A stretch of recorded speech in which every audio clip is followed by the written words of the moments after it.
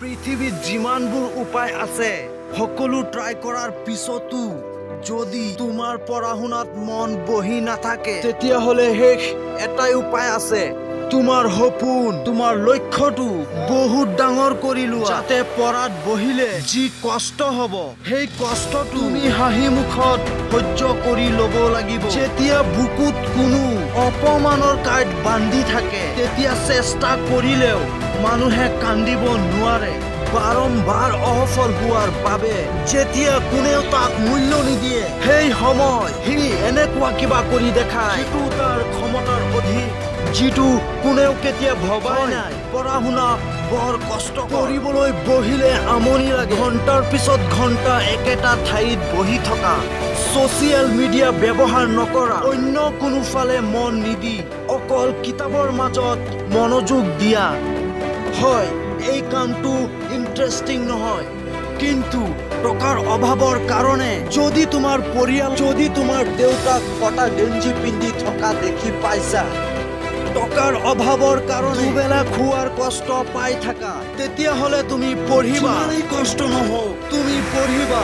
যদি সকলো বন্ধু বান্ধৱী এৰি দিব লাগে সেইটোও তুমি কৰিবা। যদি সকলোৰে পৰা আঁতৰি নিজকে এঘৰী কৰিবলগীয়া হয় তথাপিও তুমি সেইটোকেই মানি ল'বা। পঢ়া শুনাক অস্ত্ৰ বনাই মই বহুত ডাঙৰ মানুহ হ'ম আৰু সেই সপোনটোক সঁচা প্ৰমাণ কৰিবলৈ যদি আজি সমস্ত আনন্দ উৎসৱ ত্যাগ কৰিব লাগে সেইটোও তুমি কৰিবা। কাৰণ এতিয়া তোমাৰ মাজত এটা অস্তিত্ব, কিবা কৰি দেখাবলৈ এটা বিশাল উত্তেজনাই তোমাৰ গোটেই শৰীৰ জ্বলাই দি আছে। এটা অন্ধকাৰ জালিয়ে তোমাক চাৰিওফালে বেৰি ৰাখিছে, যাৰ বাবে দেখিব পৰা নাই, খুলিব পৰা নাই দৰজাটো। সেই দৰজাটোৰ সিপাৰত আছে পোহৰ, খালী মুক্ত আকাশ, আৰু এই আকাশৰ বহুত উচ্চতাত উৰিবৰ বাবে তুমি আজি পঢ়িবই লাগিব। পঢ়া শুনা যদি তোমাৰ ওচৰত যুদ্ধ বুলি লাগি আছে তেনেহ'লে হয় তুমি এই যুদ্ধটো কৰিবই লাগিব, অথবা এই যুদ্ধত তোমাক জয়ী হ'ব লাগিব। কাৰণ যেতিয়া জীৱনত বাচি থকাৰ মানেটো খুজি পোৱা নাযায়, যেতিয়া পৃথিৱীত নিজৰ অস্তিত্ব সৰু বুলি লাগে, যেতিয়া অন্ধকাৰে গোটেই জীৱনটো কৰি গৈ থাকে, তেতিয়া আৰম্ভ হয় বিদ্ৰোহ। আৰু এইটো সেই বিদ্ৰোহ কৰাৰ সময়। এতিয়া তুমি উঠি থিয় হ'ব লাগিব, হাতত কিতাপ লৈ কিতাপৰ প্ৰত্যেকটো দফা হজম কৰি ল'ব লাগিব।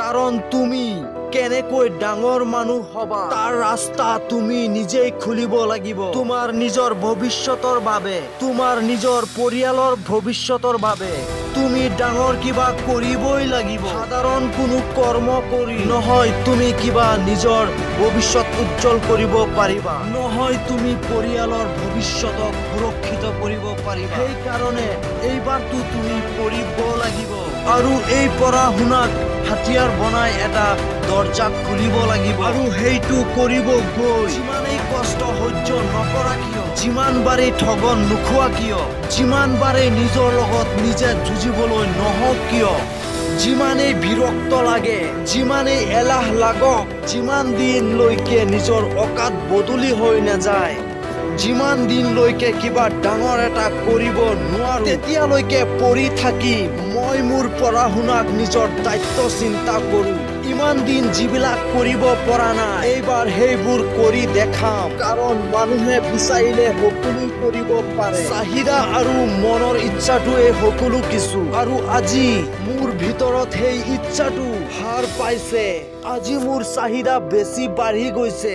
সেইকাৰণে আজিৰ পৰা মই সেইবিলাক কৰিব পাৰিম যিবিলাক ইমান দিন কৰিব পৰা নাই। মই জীৱনত জিতিম নহ'লে হাৰিম, এইটো শুধুমাত্ৰ মোৰ হাতত আছে। সেইকাৰণে আজিৰ পৰা মই অকলে থকাটোকে বাছি ললো। মই পঢ়া কিতাপবোৰ মই বন্ধু বনাই লৈছো। এই বন্ধুৰ লগতে শুম, এই বন্ধুৰ লগতে উঠিম, গোটেই দিন এই বন্ধুৰ লগতে সময় কটা আৰু দেখাই দিম মই এই জগতটো ময়ো কিবা কৰিব পাৰোনে নাই।